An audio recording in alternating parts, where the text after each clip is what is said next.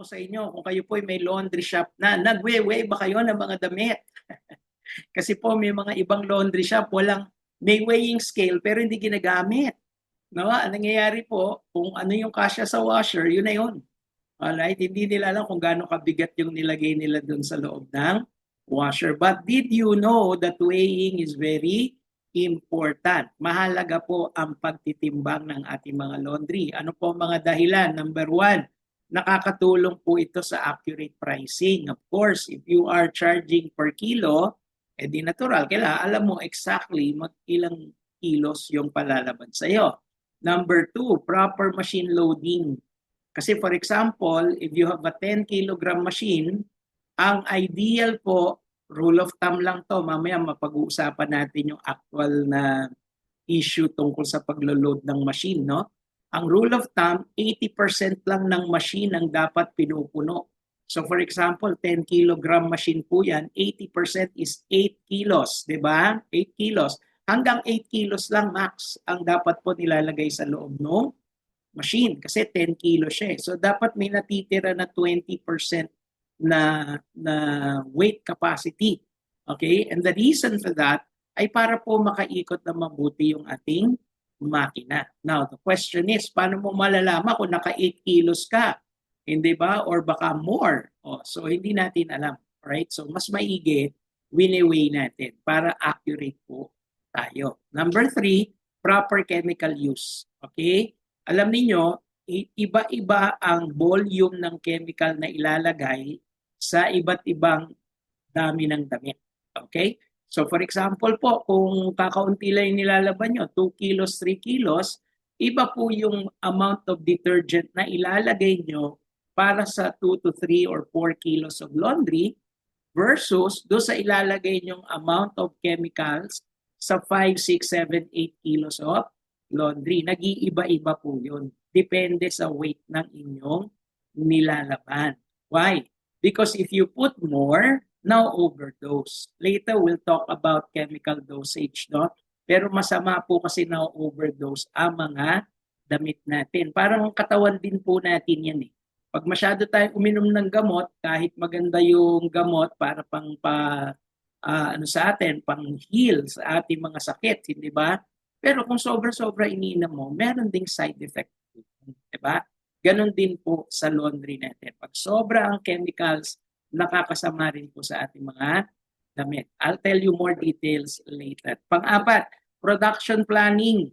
Okay. Ngayon, for example, meron kayong laundry shop na meron kayong 5 washers. No? So yung 5 washers, tige 8 kilos ang capacity. So 10 kilos pero 80% nang ilalagay. So 8 kilos each. So 8 times 5, 40 kilos lang po yun, di ba? 8 times 5 is 40. Now, kung 10 oras po kayo mag-operate, assume na lang natin per hour po yung takbo ng isang cycle, no? So, halimbawa, 10 hours kayo mag-operate, per hour nakaka-40 kilos kayo. So, 10 hours times 40 kilos, total 400 kilos for 10 hours of operation. Tama? Now, kailangan aware kayo dyan, no? Kung gaano kalakas or gaano kalaki ang inyong production capacity. Every day dapat alam niyo po, no, na dahil I have 5 machines, 8 kilos per cycle times 5, 40 kilos times 10 hours, 400 kilos. Dapat alam niyo yun. Why? Kasi pag tumatanggap po kayo ng laundry at umabot na po yung total ng tinanggap nyo, umabot na let's say ng 450, 500, 600 kilos for the whole day, ano po sabihin nun? Hindi na po kaya nating i-process yung excess. Diba? So yung excess po, let's say 400 ang maximum capacity mo per day, tumanggap ka ng laundry na pang 450 na siya, o definitely you will have to tell the customer na hindi na po ito matatapos today. Diba? Why? Kasi alam mo, yung production capacity mo, planado mo na sa isang buong maghapon, I will be able to process 400 kilos of laundry. Pang 450 ka na, pang 550 kilos ka na. So definitely, hindi na kita matatapos within the day. Diba? Yun po yung purpose ng production planning. Alright? Then of course, accountability. So yung accountability meaning natanggap natin 10 kilos, ang ibabalik natin 10 kilos din, right? Pero the truth is, hindi naman po totally exactly 10 kilos ang ibabalik sa customer. Alam niyo kung bakit? Nababawasan po ng between 10 to 15% ang bigat ng laundry na for washing at nababawasan ng 10 to 15 kilos, percentage, no? 10 to 15% weight pagbalik sa customer pagkatapos na na-wash. Alam ba ninyo yon? Did you know that? No? So, yung mas mabigat po yung maduming laundry as compared dun sa laundry na ibinabalik sa customer. Okay? Now, you might be wondering, bakit kaya ano nangyari? Ba't gumaan? Well, actually, yung soiling po ng mga damit, may weight po yun. Okay? Yung dumi po, yung dumi ng damit, may weight po siya. So pag pinagsama-sama mo lahat yan, meron pong total volume yan. May mass po yan, di ba? At pag yun ay natanggal mo na dun sa mga fabric, therefore the fabric becomes lighter. Okay? So you'll be surprised between 10 to 15%. So kung may nagpalabas sa inyo ng 10 kilos, pag winay niyon after washing, tignan nyo, mababawasan ng mga 1 to 1.5 kilos po yung damit. Alright? So in terms of accountability, may idea kayo na pagka nagpadala sa inyo si customer ng 10 kilos, pag binalik nyo sa kanya yon at lumabas na between 10 to 15% ang natanggal na weight, pwede nating sabihin na walang nabawas doon. Diba? Kasi yun naman talagang ine-expect natin na weight ng kanyang washed laundry. Okay? So yun po yun. Another one is of course, yung accountability sa ating mga employees, no? Nire-report po nila kung ilan ang pinoprocess nila. Let's say, for example, after one whole day of operation, ni-report nila sa inyo na nakapag-process po tayo, ma'am, sir, ng 250 kilos. Okay, 250. Now, question, yung bang sales mo equivalent to 250 kilos worth of laundry? Oh, why is that? Kasi kung kulang yung bayad, hindi equivalent sa 250 kilos worth, or at least more or less, dapat malapit, di ba? Pag medyo laging may discrepancy, something's happening. Someone has to be accountable, di ba? Kailangan po natin mag-imbestiga. Ang report nyo sa total kilos process, 250. Pero yung benta na nare-report natin, bakit laging nasa 180 to 200 lang? So nasaan yung 50 to 70 kilos na hindi nasasama sa sales? No?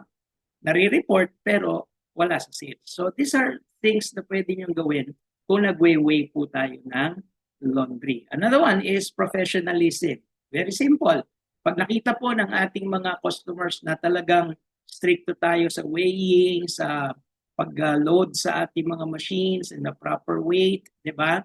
Yan po ay nagpapakita na naiintindihan po natin ang ating trabaho. Kahit na sa tingin ni customer, ang arte naman, basta kumasya, pwede na, di ba? Hindi po totoo yun. No? You have to explain to them na, ma'am, hanggang 80% lang po ng tub capacity natin ang pwedeng ipasok. So, 10 kilogram capacity po ito hanggang 8 kilos lang. So, pag winay po natin yung inyong laundry at lumampas na po, we will have to add another washer to accommodate the additional weight. Or at least hahatiin na po natin sa dalawang washers para po hindi umabot ng 8 kilos ang bawat isa.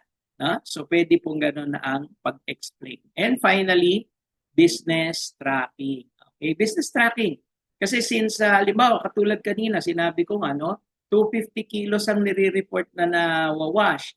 Pero suddenly, ang sales, hindi nga tugma. Pangalawa, yung chemical use. Yung chemical use sa 250 kilos, dapat ganitong karami lang. Pero bakit dumadami ang gamit ng chemical? So, alam niyo yun, matatrack niyo po. And this is part of business tracking. Another use of business tracking is kung kinukuha nyo ang daily, weekly, monthly, quarterly, semi-annual, and annual weight process nyo, makikita nyo rin po ang inyong pag-expand o paglaki. Kasi for example, when you start on your first month, let's say naka 200 kilos lang kayo, di ba? All in all na yon, ang konti nun, no? Lalo na kung capacity mo 400 kilos a day. Ang konti naman ng 200 kilos per month. Sa simula, parang nilalangaw pa tayo, wala pa pumapasok. On the second month, naging 500 kilos na. On the third month, naging 800 kilos na. On the fourth month, wow, 1,200 na, and so on and so forth. No? So nakikita nyo po yung growth nyo. Natatrack nyo yung laki ng inyong negosyo. At lahat po yan dahil sa kayo ay nagtitimbang. Ang tanong, paano magtimbang ng laundry?